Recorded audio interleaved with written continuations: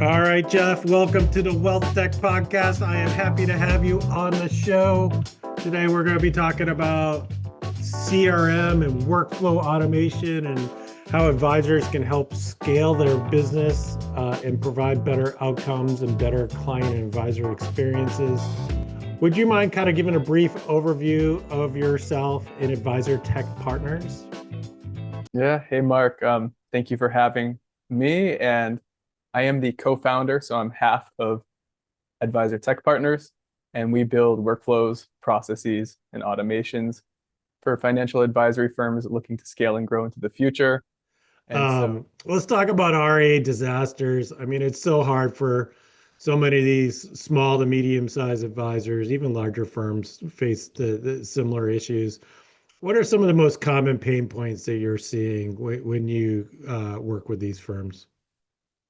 right away, right off the bat, we see that there's no sense of organization. So like when in the beginning, when you're starting an RIA, I mean, and you can feel for the advisors, like they need to make cash flow ends meet to like keep the office running and whatnot. So they'll take on clients and not think about the disaster that they're creating on the other side in terms of repeatable processes and automations and holding the team accountable to what they're supposed to be doing.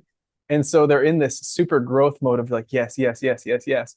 And then it comes to the point where the cash flow is sufficient and they're kind of stuck in this trap of taking calls outside of the Walmart parking lot from a client and then sending over an email on their phone to their CSA saying, hey, can you do this, this, and this? And the ball gets dropped and then the client doesn't get their money that they asked for, or something happens, right? And that could just lead to that is the RIA disaster. They just try to keep their head above water, right? They're treading water, just try to get through the day. And they don't have necessarily time to go back and backfill and standardize some of these procedures and reoccurring Yeah. tasks. Right? So they never really get ahead of the curve.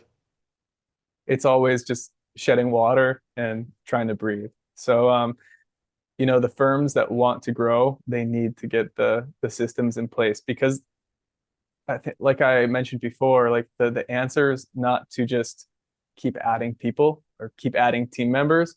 It's to make the team members most efficient. Once we get the team members as efficient as they can be, then you can hire more people and add tasks or delegate tasks to the new people through workflows and through SOPs. Yeah, and I mean it's a quality of work issue too for the staff too, right? That if you have a level of automation and a level of standardization, one is they know what to do and they know how to do the work, so it eliminates that anxiety. But two, so to Mm-hmm. be able to have these repeatable tasks, to be able to have automated allows them to be able to focus more on the one-offs and the higher value tasks, right? Absolutely. So if we can get like top 80 to 90% of things condensed into workflows and processes and automations, then those one-off things don't feel like such a big headache anymore because you can rely on the systems in place to hold your team accountable while the one-off tasks become a lot easier. Yeah, let's talk to me about workflow automation and what areas should firms think about automating. What are some of the key challenges to automating some of these workflows? We can take a step back and think about the customizations inside of their CRM. So before getting into workflows and automations, firms should be thinking about the customizations inside of their CRM. Like, how do I have the event types in my CRM? Do I have the intro meeting in there, the discovery meeting, plan presentation, implementation, annual review? Like, is everything in the CRM correctly so that I can run data on it? Are the contact sources in there correctly? Is everything set up in a way where all of the variable fields or all of the dynamic fields in the CRM are put in a way where the whole firm understands? Every firm has their own lingo, and that needs to be built out into the CRM as the concrete base level. And then we get into the whole workflows where, a lot of the times, and I'll give you an example just to make it very clear for everybody listening. So when we talk about a workflow, a lot of the time we attach that to a meeting. So let's say a client's having an annual review. There should be an annual review workflow that's being launched. So there's pre-steps, there's steps on the day that it happens, and there's steps after. And so everybody, like depending on their role, is assigned those tasks automatically. when they schedule, which is the next piece, which is automation. And that's getting your scheduling system, your calendar system, to speak to the CRM. So now, like, for example, Mark, let's say that I'm an RIA and you're a client and you schedule an annual review with me through the link. Then automatically the automation will find you in the CRM, attach you to an annual review, categorize it correctly, launch the workflow, and then everybody knows who needs to do what by when to have a successful annual review for Mark. So that's like how the customizations play into the workflows, which play into the automations. T-5 on the annual review meeting, it's kicking off certain tasks to certain people to either create the presentation deck, to have an internal review meeting, whatever it might be that the advisor does to get ready for that meeting, right? What else can be automated besides workflows? Okay, one of my favorite ones is, I was just talking about the Walmart thing, like where they're in the Walmart parking lot and they have to pick up a client call. Well, retraining the clients from the beginning. So there's an automation that we've put together before where when the status or the contact type inside of the CRM changes from prospect to client because they've become a client, then automatically we're having emails go to these new clients from the CSA, and then next week from the associate advisor, and then maybe another associate advisor, and then the lead advisor, and then the owner, because then you could have this constant contact with the new clients, kind of training them who to reach out to. So that's like an automation where like that plays into the customizations of the CRM. So prospect to client, automatically we know they're getting these emails personally from CSAs, associate advisors, and so on, just to train the client. So how can the CRM be used to personalize client communication? So in terms of personalizing client communication inside of the CRM, there's a lot of custom fields that you can put into the CRM and extract that data. So if you ever needed to run reports on a specific contact source and you wanted to reach out to, let's say, everybody that was at the webinar back in December of 2023, right? You'd be able to do that inside of the CRM if you had the source correct, if we had the customizations built out correctly. So as long as we have everything built out in a way that has your firm's lingo, then we can be pretty lethal with the communications we can have in personalizing it. Yeah, the more information you know about that client or prospect, the more you can kind of personalize that communication at scale. Yeah. So what other practices should firms take a look at to leverage their CRM to be able to enhance their client experience? Yeah, so there's a lot of new technology coming out as it comes to workflows. So I'd be on the lookout for new technologies inside of workflows, such as being able to send an email to the client or prospect inside of the workflow, being able to update their client information inside of the workflow. There's a lot of new stuff coming out, and that's very cutting edge for workflows. Being able to do the actual steps that the workflow wants to do inside of the workflow. So that's super helpful. We use it internally, and we always implement it for our clients because it's just so helpful to be able to do the thing inside of where it's telling you to do it. It's like leaves no room for error. And it's going to be fully compliant. Retention policies, all those type of things are going to be in play as well. Absolutely, right. So like I just talked about the prospect client thing. For like training the clients, you can do the same thing with ADVs, privacy policies, whatever you need to send to those clients can be done automatically. Let's talk about data management. Obviously, data is the new oil. Data is really important to have high quality data to be really do anything, to be able to take advantage of technology, but CRM in particular. CRMs tend to have really low satisfaction scores. Advisors tend to feel like they don't get the value out of these systems, and adoption can be low in some places. A lot of that is due to the data quality within these systems. How can advisors get more value from their CRM, and how can they maintain and have a higher quality of data within these systems? Personally, I think the first step is not loading a bunch of leads into your CRM. I would keep the leads in the marketing software. Let's say that first for sure. And when someone becomes a prospect, sure, they can enter the CRM, like the automation I was just talking about. So like when someone schedules an introductory meeting, then they're added to the CRM as a prospect. Then they're added to the opportunity pipeline. The source they're going to fill out on whatever calendar link that's there. So that's automatically getting to the CRM. And so I think it really comes down to the scheduling. Like in the beginning, are you asking the right questions and are you automating that data to the CRM? And then do you have a workflow, an intro meeting workflow, for example, in this case, where it says after the meeting's done to go in there and qualify or unqualify or qualify the prospect and see what the next steps are. So like having a workflow step to revisit the opportunity, revisit their contact types or statuses is very important to make sure that you're using workflows to keep the data up to date. But it's very convenient when workflows are automatically launching, right? Yeah, I'd agree with you on the the marketing side in particular. You know, a suspect should not be in your main CRM where you're having your clients and even your low funnel prospects. Mm-hmm. You know, there could be a lot of people that sign up for a webinar that really have no intention of ever really kind of becoming a client. And that can Right, just right. kind of pollute your system for sure. Um, let's talk about AI note takers. That's you know, one of the areas that where we've seen really high adoption for advisors. I've read up to somewhere 70% of advisors adopt an AI note taker, saving them, you know, 3 to 4 hours a week.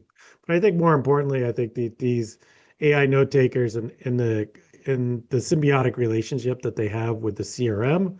There's some back and forth on LinkedIn about whether these note takers are CRM vampires, but I feel like the opposite. I feel like this is a, you know, one of the ways in which you can kind of automate getting data into your CRM as well as being able to kick off workflows. But you know, what's your take on AI note takers and how you see them changing an advisor's practice?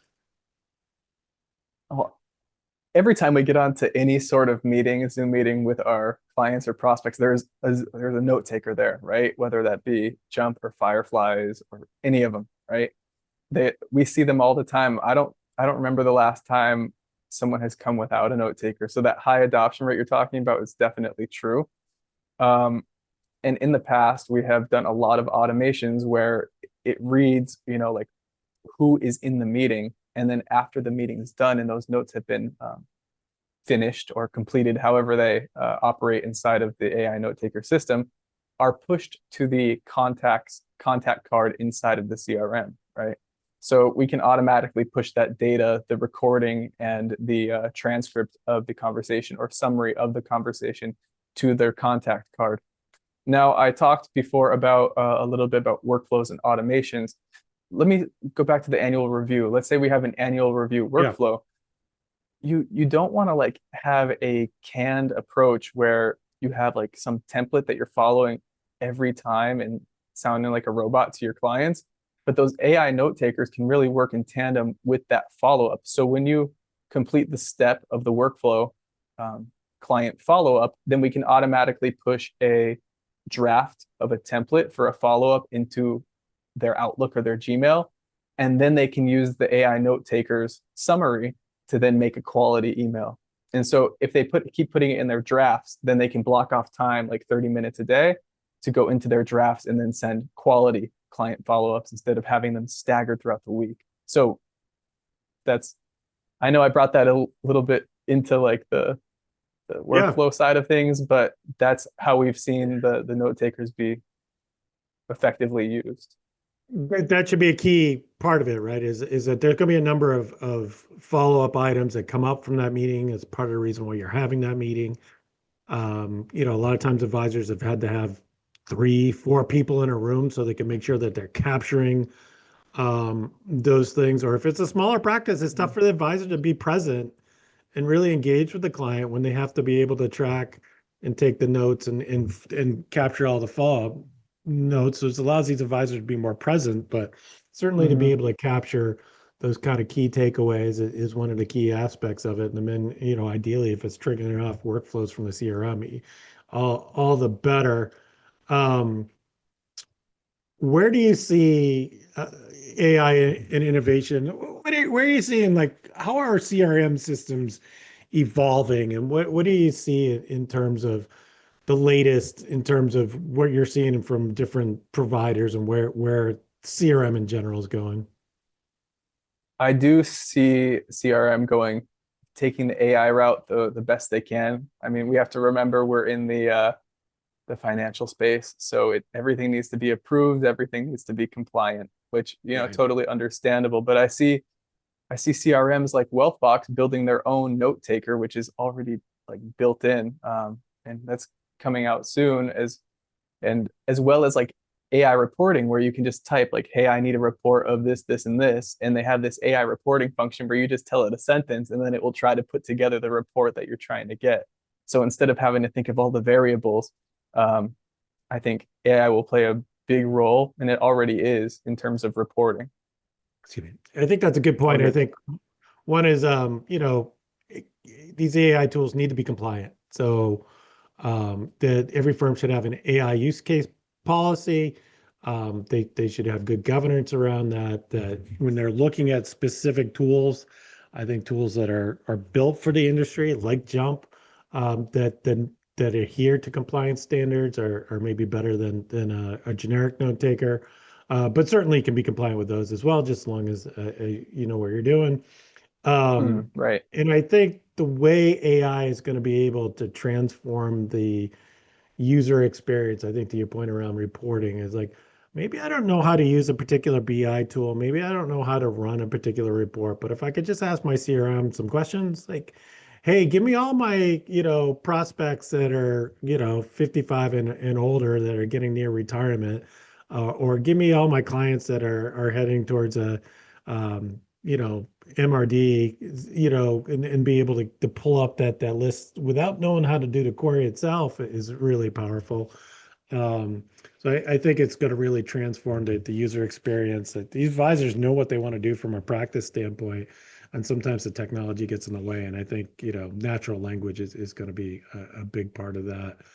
Uh, so Jeff, I like to end these podcasts on a personal note. I can see that you have the Nickelback,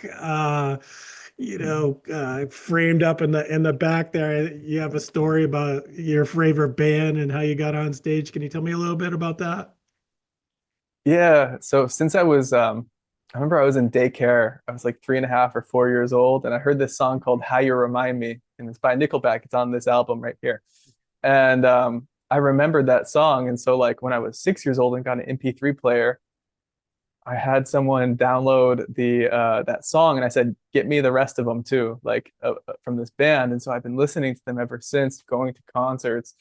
And like for a long time they were so hated, and now they're so loved. But I just kind of fought through all the hate that they had. And then back in 2017, I love Nickelback to the point where I watched their concert videos live on YouTube, and I knew that there was a way I could get on stage with them and sing with them. And so what happened was, I knew that the lead singer uses the black acoustic Gibson during the song called Rockstar, and I know that they bring a person on stage.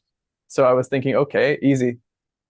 I was, a few months before, I was like, okay, I'll get a sign that says I want to be a rock star on it. I'll get on stage easy. Okay, no signs allowed inside of the Xfinity Center in Mansfield. So I got a bed sheet, and I wrote it on the bed sheet, folded it up, and put it in Nice. the sole of my shoe. I held it up when I saw that guitar, and they pulled me on stage. I love that. Yeah. Nickelback Yeah. and Creed get a lot of hate. So, I'm not a fan of either. I'm not a dis fan either, but that's a great story to be able to get It's up there. So turning you're, around. Like yeah, everyone's you can go to the comments on all their music now, and like everyone's saying we were wrong, and like they're getting a lot of love these days. okay. Well, that was a great conversation. I really appreciate your time, Jeff. This was great. Thank you. I really appreciate it, and I hope it helps some advisors out there. All right. And for more information, how do they get a hold of you? Yep, we have our website, advisortechpartners.com, or you can go to YouTube and just type in Advisor Tech Partners. You'll find our channel with our logo. Good stuff. All right, Jeff.